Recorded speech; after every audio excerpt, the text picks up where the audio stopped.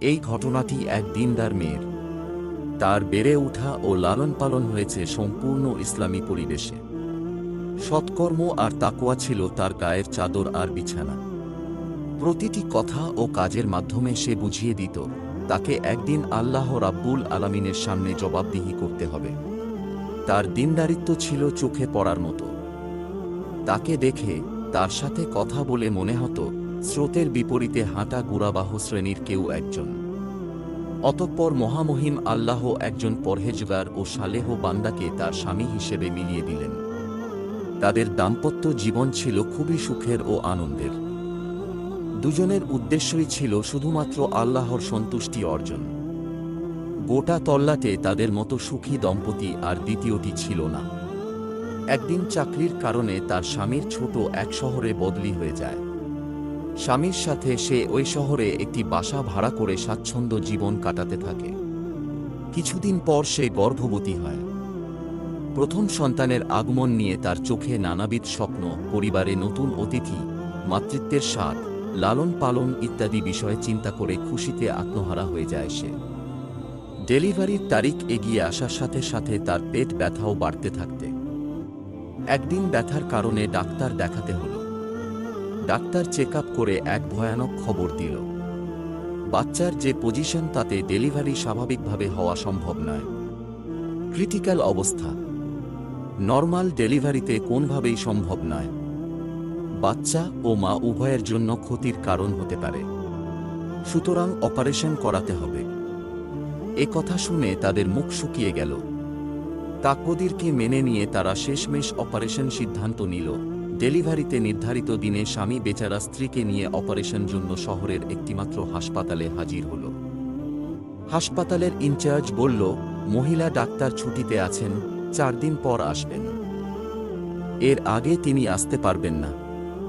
এখন অপারেশন করাতে চাইলে পুরুষ ডাক্তার দিয়ে করাতে হবে। কিন্তু তারা সিদ্ধান্ত নিয়েছে কোনো পুরুষ ডাক্তারের কাছে অপারেশন করাবে না।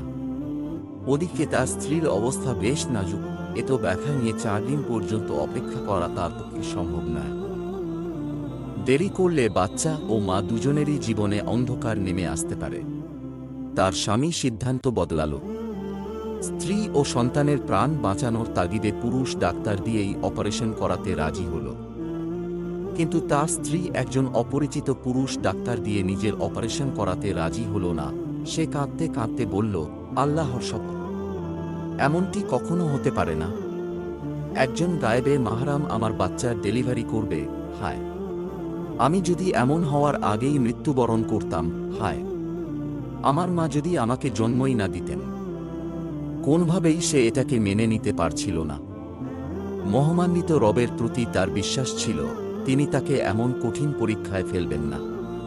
তার স্বামী তার কাঁধে হাত রেখে নরম সুরে বলল, আমার প্রিয়তমা স্ত্রী, একটু বোঝার চেষ্টা করো। আমার যথেষ্ট পরিমাণ গায়রত আছে। আমার আত্মসম্মানবোধও সায় দেয় না যে একজন গায়েবে মাহরাম পুরুষ তোমার অপারেশন করুক। কিন্তু এখানে জীবন ও মরণের প্রশ্ন। তুমি জানো যে এমন অবস্থায় অনেক অপছন্দনীয় কাজও জায়েজ হয়ে যায়। আল্লাহ তাআলা তো সাধ্যের অতিরিক্ত কাউকে কষ্ট দেন না। স্বামীর মুখে সান্ত্বনার বাণী শুনে সে হেসে বলল, ও আমার প্রাণের স্বামী, দুনিয়াতে আমরা কেউই চিরদিনের জন্য থাকতে আসিনি। আমার মৃত্যু যদি এভাবেই লেখা থাকে তাহলে তাকে আমি স্বাগত জানাই। এরকম মৃত্যুর জন্য আমি খুশি মনে প্রস্তুত আছি। আপনি কি নবী করিম সাল্লাল্লাহু আলাইহি ওয়াসাল্লাম এর এই হাদিসটি শুনেননি? তিনি বলেছেন, নারী যদি নিফাসের কারণে মৃত্যুবরণ করে সে মৃত্যু শাহাদাতের মৃত্যু। এবং তিনি ও ইরশাদ করেছেন, যে ব্যক্তি আল্লাহর জন্য কোনো জিনিস ছেড়ে দেয়, আল্লাহ তাআলা তাকে তার উত্তম বিনিময় দান করেন। শুনুন, আমাকে বাড়িতে নিয়ে চলুন। আমি আল্লাহর উপর ভরসা করলাম। তিনি আমার আশ্রয়স্থল। আমার দুঃখ বেদনা তাঁর কাছেই সমর্পণ করলাম। স্ত্রী জোটাজুরিতে সে তাকে বাড়িতে নিয়ে এলো। এক প্রকার বাধ্যই হলো নিয়ে আসতে। সুবহানাল্লাহ। বাড়িতে নিয়ে গেলে তার প্রসব বেদনা অনেকাংশেই কমে গেল। একটু বাদে নরমাল পদ্ধতিতে বাচ্চা প্রসব হয়ে গেল। ঘরের মধ্যে থেকে নবজাতকের কান্নার আওয়াজ ভেসে এলো। ডাক্তার বলেছিল অপারেশন ছাড়া সন্তান ডেলিভারি করলে সমস্যা হবে, অথচ ডেলিভারি এত আসানের সাথে হয়ে গেল। আল্লাহর উপর তাওয়াক্কুল করে কিছু চাইলে তিনি কল্পনার বাইরে থেকে তা দিয়ে থাকেন। তিনি তো সকল জ্ঞানের জ্ঞানী। মহান আল্লাহ ইরশাদ করেন, যে ব্যক্তি আল্লাহর উপর ভরসা করে তার জন্যে তিনিই যথেষ্ট, আল্লাহ তার কাজ পূর্ণ করবেন।